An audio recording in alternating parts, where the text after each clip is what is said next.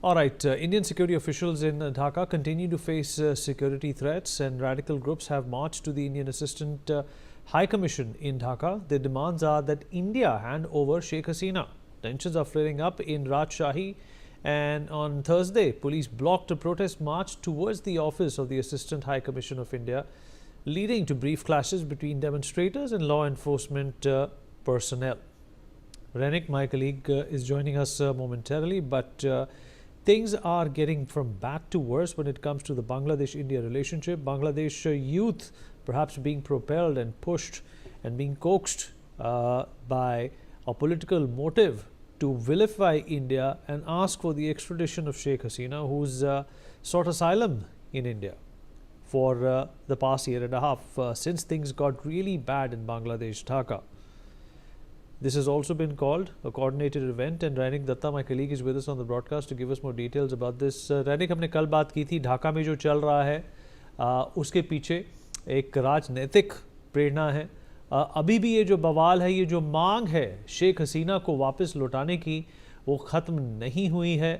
सरकार की तरफ से, मोहम्मद यूनुस की तरफ से भी ये फरमाइश आई है, पर ये तरीका नहीं है भारत के साथ जूझने का.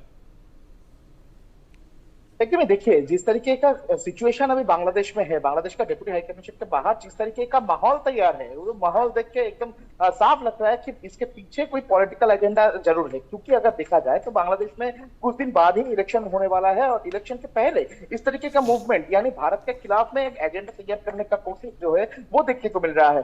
शेख हसीना का ये इशू बहुत दिन पहले से चल रहा था. शेख हसीना का ये इशू अगर देखा जाए तो जुलाई महीने में जब ये घटना घटा था, यानी 2024 साल का जुलाई महीने में जब घटना घटा था, उसके बाद इंटरिम गवर्नमेंट फॉर्म होने के बाद ही आपका संगठन की तरफ से कहा गया था कि शेख हसीना को देश में वापस ले आया जाएगा और देश में वापस ले आके उनके खिलाफ में कार्रवाई किया जाएगा. उसके बाद इंटरिम गवर्नमेंट की तरफ से भी सेम बात किया गया था कि शेख हसीना को देश में वापस ले आने के लिए मोहम्मद यूनुस काम कर रहे हैं, मोहम्मद यूनुस कोशिश कर रहे हैं. उसके बाद देखा गया कि शेख हसीना के खिलाफ में लगातार जो कार्रवाई वो बांग्लादेश में हुआ है, और आईसीटी की तरफ से शेख हसीना का डेथ डिक्लेयर भी किया गया है, यानी शेख हसीना को मौत का सजा भी सुनाया गया है.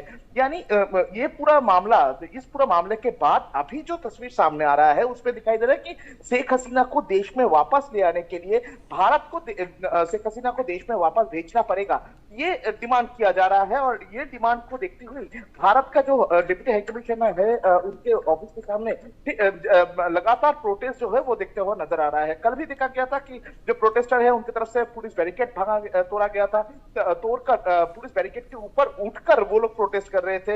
एकदम हाई कमीशन के सामने ये प्रोटेस्ट हो रहा था, और आज भी एकदम हाई कमीशन के सामने रास्ते में बैठ के वो लोग प्रोटेस्ट कर रहे हैं, नाराबाजी कर रहे हैं, भारत के खिलाफ में स्लोगनिंग कर रहे हैं. तो इसमें एक बात साफ हो चुका है कि जितना इलेक्शन करीब आ रहा है उतना ही शेख हसीना को किसी भी हालात पर देश में वापस ले आने का जो डिमांड वो और भी मजबूत हो रहा है. और बोल सकते हैं कि कुछ पॉलिटिकल पार्टी ऐसे है जो लोग चाहते हैं कि शेख हसीना का जो एजेंडा उनको सामने रखते हुए ये इलेक्शन में पार्टिसिपेट किया जाए, ये इलेक्शन में कॉन्टेस्ट किया जाए. तो उसी को एक मुद्दा तैयार करने का जो कोशिश वो कर रहे हैं, और इसी कारण में भारत के खिलाफ में भी अभी नाराबाजी वो किया जा रहा है. मगर दूसरी तरफ इंटरिम गवर्नमेंट का भूमिका भी इसमें देखने के लायक है, क्योंकि इंटरिम गवर्नमेंट किसी भी तरीके से इनको रोकने का कोशिश नहीं कर रहे हैं. मगर दूसरी तरफ इंटरिम गवर्नमेंट दो तरफा ही गेम खेल रहे हैं बोल सकते हैं, क्योंकि इंटरिम गवर्नमेंट की तरफ से जो विदेश मुख्य सलाहकार है उनके तरफ से कहा जा रहा है कि शेख हसीना को देश में वापस भेजेंगे कि नहीं भेजेंगे,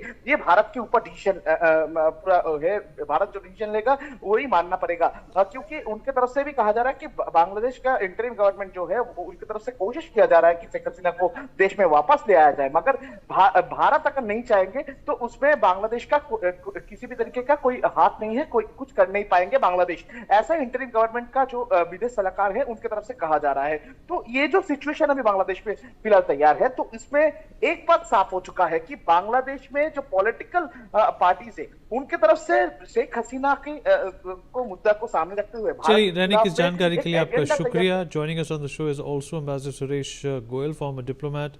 Ambassador Goel, what do you make of what's emanating out of Dhaka at this point in time? Perhaps after 1971, this is the toughest ordeal involving India and Bangladesh.